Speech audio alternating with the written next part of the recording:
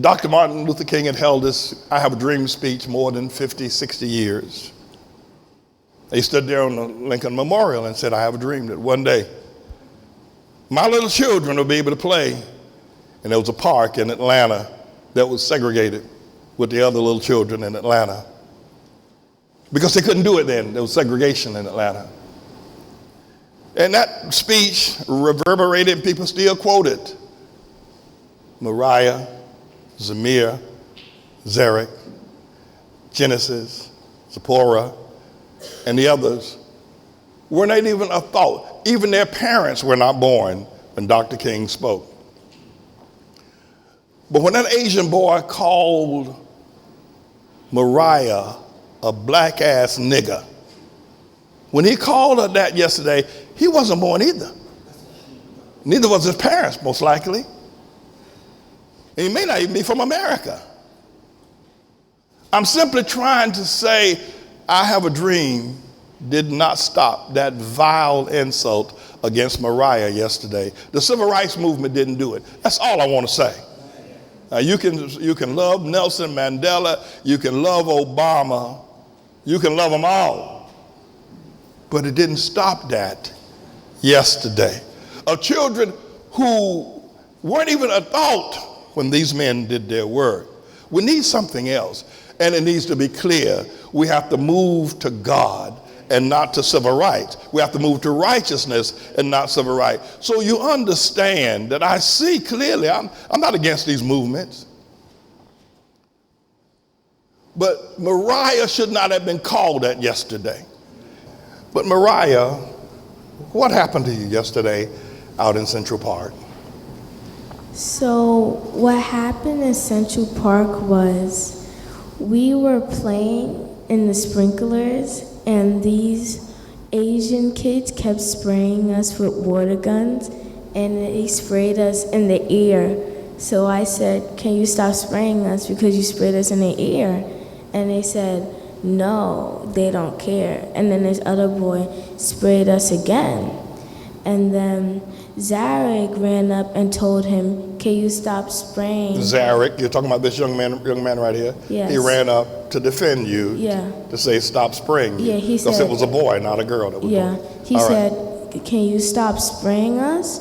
And then it looked like the boy was about to hit him with the water gun, and Zarek grabbed the water gun and put it down so he doesn't hit him. And so Zarek took the water gun from the young boy. No, it was in his hand. He would put it down like that. Put it down, okay. And the big brother stepped in and said, don't touch my brother. But I didn't see Zarek touch his brother. And you know how when boys puff up their chest like that? I know. And the big brother, he did that. It looked like he was about to hit Zarek until I stepped in and said, don't touch my friend. And I pulled Zarek away and said, it's not worth it. And the big brother kept cursing at us, calling us bitchs. And then we all, me, Genesis, Zamir, and Zipporah were walking away until he said, yeah, y'all black-ass niggers. He said that to all of us. If the work of Dr. King meant anything, I could understand a 70-year-old man or the 71-year-old woman down in North Carolina, down in Raleigh, last week that said she won't go serve them down there in Raleigh.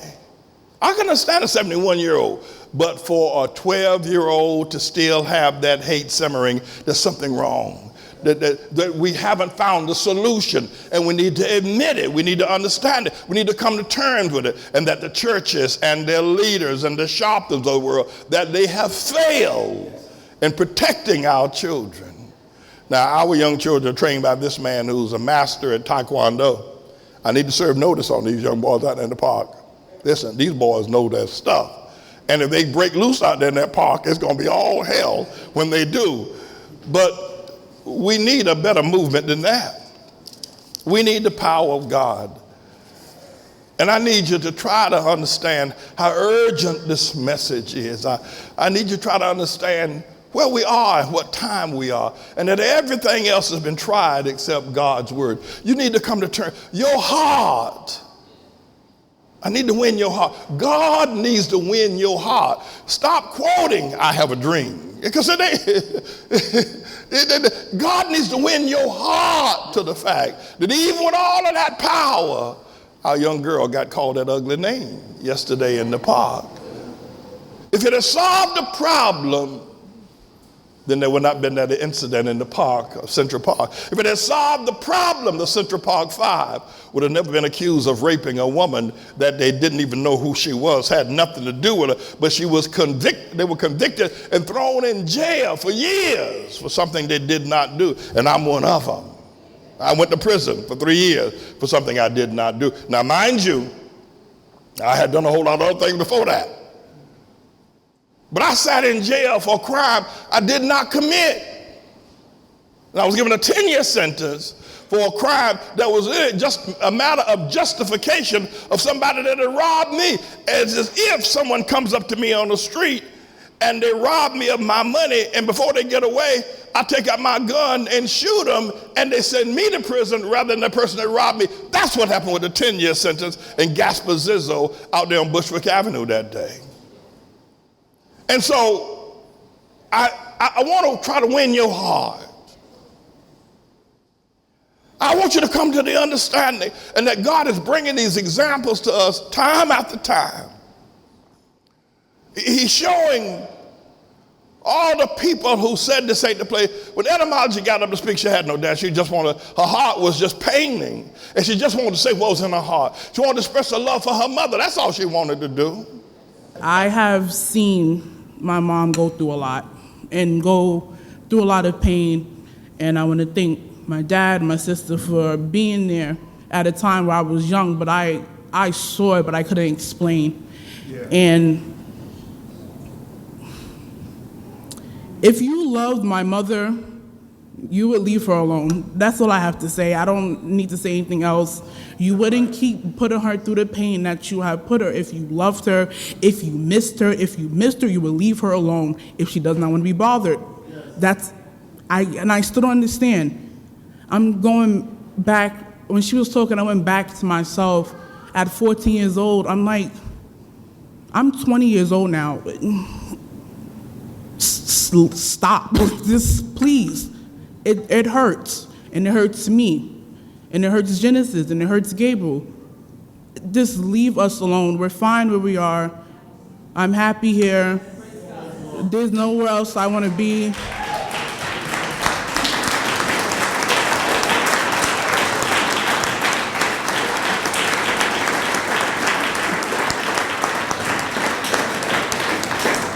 There's nowhere else to go. I don't have a plan B. If this goes down, oh, auntie, anybody out there for me or my family? And I refuse, even if there was, I refuse to go back to the family that stepped on my mother. I can't. I have no relations. I cannot do it. I will not add that final knife. I cannot do it. And I refuse to do it. I know I don't say it a lot, but I really do love you, Mom. I really do. She says, I ain't going nowhere. There's no other place I want to be. Because there are people trying to pull y'all out of here right now. Right now. Right this moment, as I said.